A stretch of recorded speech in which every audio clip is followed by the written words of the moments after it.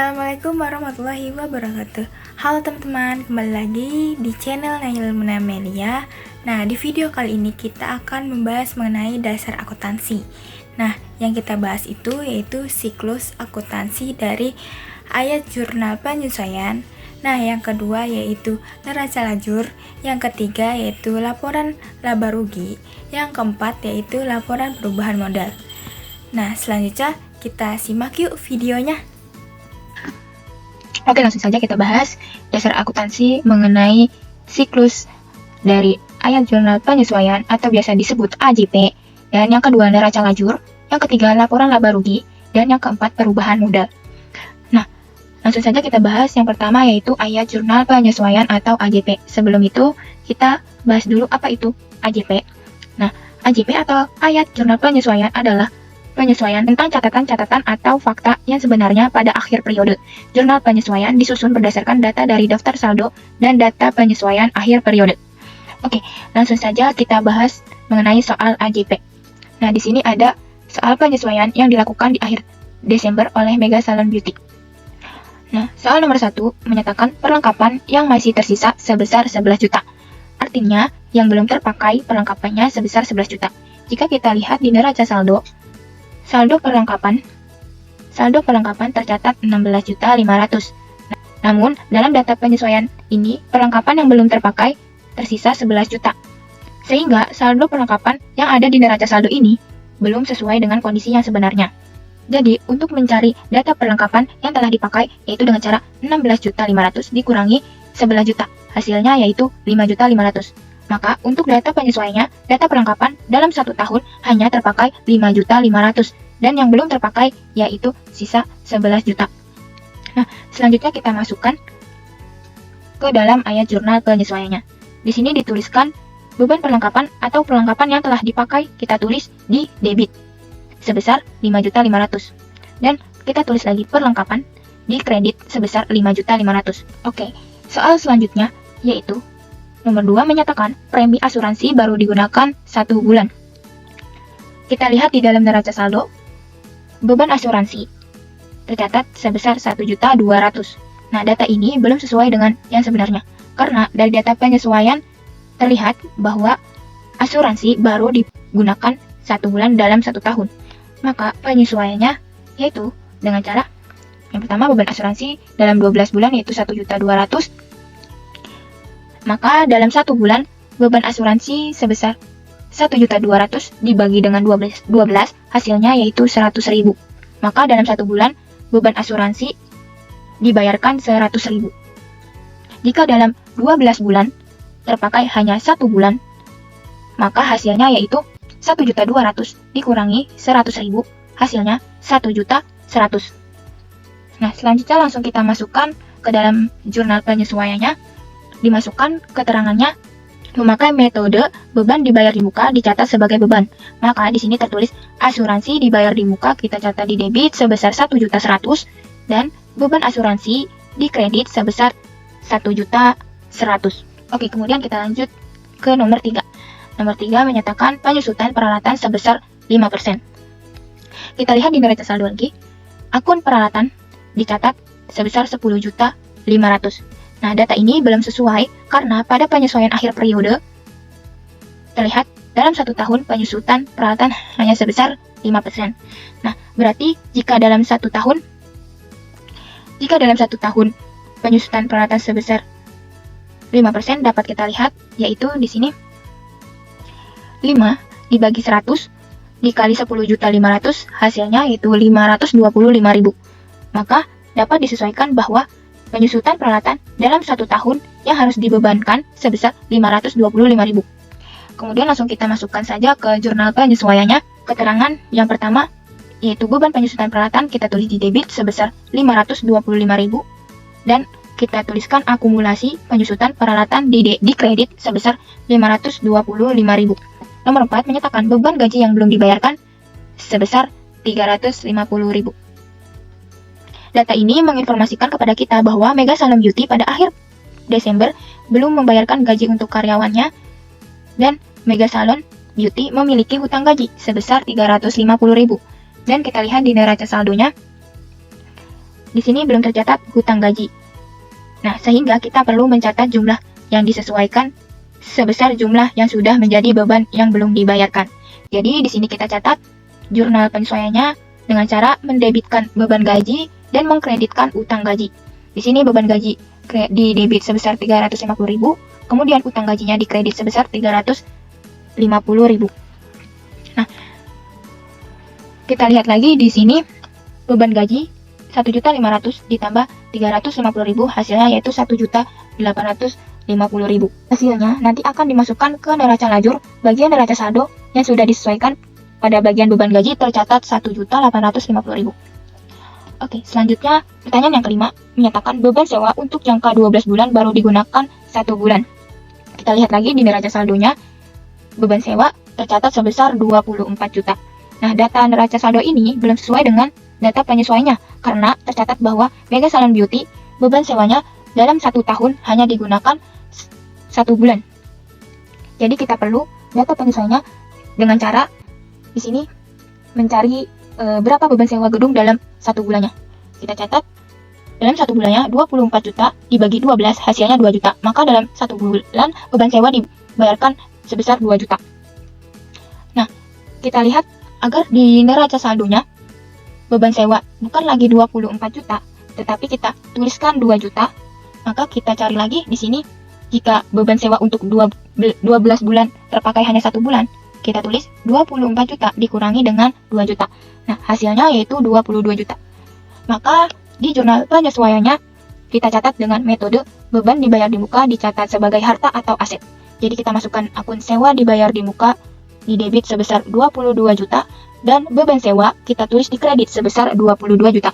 Nah, maka nanti ketika di neraca lajur, neraca saldo yang telah disesuaikan pada akun beban sewa akan tercatat 2 juta. Oke, selanjutnya yaitu mengenai siklus neraca lajur. Sebelum itu, kita harus tahu dulu apa itu neraca lajur. Nah, di sini, neraca lajur adalah suatu kertas berkolom-kolom yang direncanakan secara khusus untuk menghimpun semua data akuntansi yang dibutuhkan pada saat perusahaan akan menyusun laporan keuangan dengan cara yang sistematis. Nah, di dalam neraca lajur, terdapat kolom-kolom berupa kolom nama akun, kolom neraca saldo sebelum disesuaikan, kolom penyesuaian, kolom neraca saldo disesuaikan, kolom laba rugi, dan kolom neraca. Dalam pengerjaan neraca lajur, kita membutuhkan data-data keuangan pada neraca saldo dan data-data keuangan pada ayat jurnal penyesuaian atau AJP. Di sini terlihat neraca saldo dan jurnal penyesuaian pada salon beauty pada periode Desember 2023.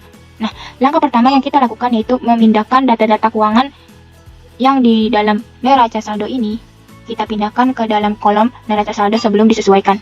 Semua saldo neraca saldo kita pindahkan ke sini. Yang kedua, kita pindahkan data-data keuangan AJP-nya ke bagian kolom penyesuaian. Kita pindahkan semua saldonya. Ketika memindahkan data AJP ke dalam neraca lajur, kita perhatikan nama-nama akun pada kolom AJP yang sudah tertera di dalam kolom nama akun. Apabila sudah tertera, maka kita tinggal menuliskan saldo-saldonya. Nah, apabila belum tertera dalam neraca lajur, nama akunnya yang berada di AJP, maka kita bisa menulisnya di bagian nama akun paling bawah sini.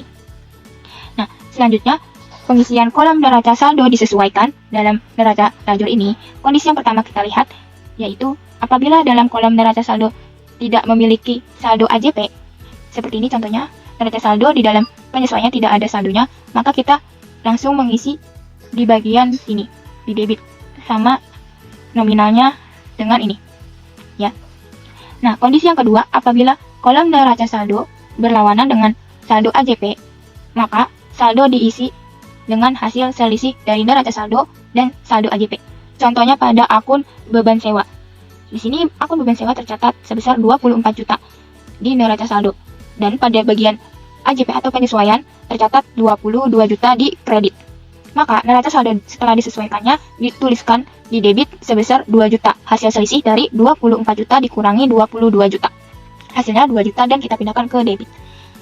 Nah, kondisi ketiga, apabila sebuah akun memiliki saldo yang sama antara kolom AJP atau penyesuaian dan neraca saldo, maka kolom neraca saldo disesuaikan diisi dengan penjumlahan antara neraca saldo dan ditambah dengan AJP atau penyesuaian.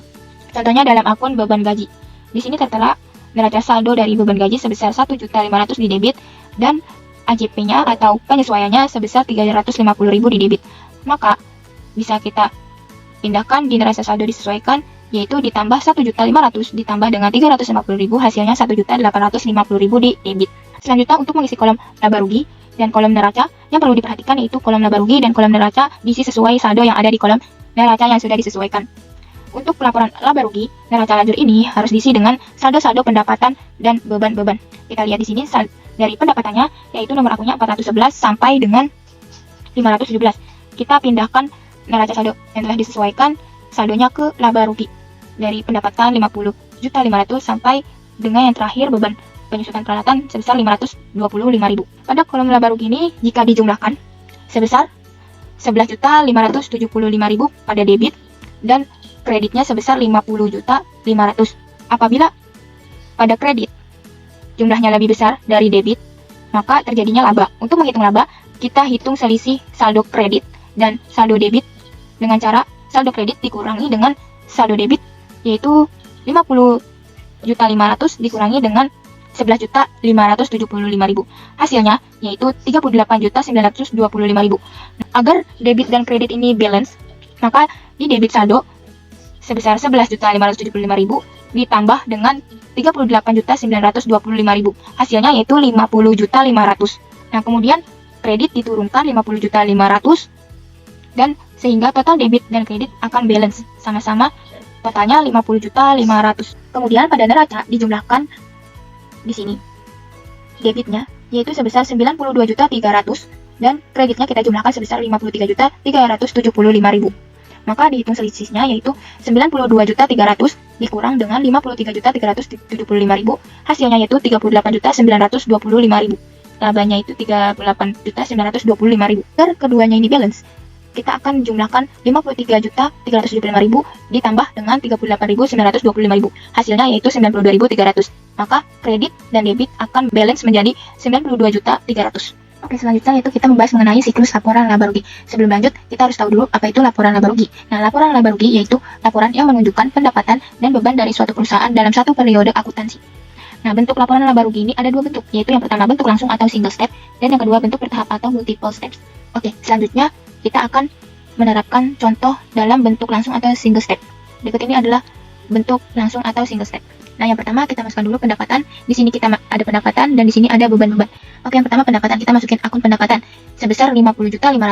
Kemudian kita total pendapatannya sebesar 50.500. Kemudian pada beban-beban ini kita tuliskan beban-beban dari neraca lajur yang ada kolom neraca saldo yang sudah disesuaikan. Di sini ada beban sewa, beban asuransi, beban listrik dan air, beban iklan, beban gaji, beban perlengkapan, beban penyusutan peralatan. Kita tulis semua saldonya, kemudian kita total bebannya sebesar 11.575.000. Setelah itu kita cari laba bersihnya dengan cara total pendapatan dikurangi dengan total beban. Hasilnya yaitu 38.925.000. Selanjutnya kita akan membahas mengenai siklus laporan perubahan modal. Nah, sebelum lanjut, kita cari tahu dulu apa itu laporan perubahan modal. Nah, laporan perubahan modal adalah laporan yang menunjukkan sebab-sebab adanya perubahan modal dari modal awal sampai dengan modal akhir periode. Modal pemilik awal periode ditambah laba bersih seperti yang tercantum dalam laporan laba rugi. Kemudian dikurangi dengan pengambilan pribadi pemilik atau price, sehingga diperoleh modal pemilik akhir periode. Oke, selanjutnya kita akan membahas mengenai contoh laporan perubahan modal. Di sini adalah contoh dari laporan perubahan modal. Awalnya kita tulis dulu modal awalnya yaitu sebesar 50 juta, kemudian laba bersihnya kita catat yang tadi sudah dicari di laporan laba rugi sebesar 38.925.000 dan price atau pemakaian pribadi sebanyak 2 juta. Nah, kemudian kita total laba bersih dikurangi dengan price. Hasilnya yaitu 36.925.000. Oke, untuk modal akhir kita jumlah dari modal awal 50 juta ditambah 36.925.000. Hasilnya yaitu 86.925.000. Itu tadi pembahasan mengenai alur siklus akuntansi pada AJP, neraca lajur, laporan laba rugi, dan laporan perubahan modal. Nah, ini merupakan referensi yang saya gunakan dalam pengerjaan alur dari siklus akuntansi tersebut. Terima kasih yang sudah menyimak. Semoga bermanfaat bagi kalian semua. Wassalamualaikum warahmatullahi wabarakatuh.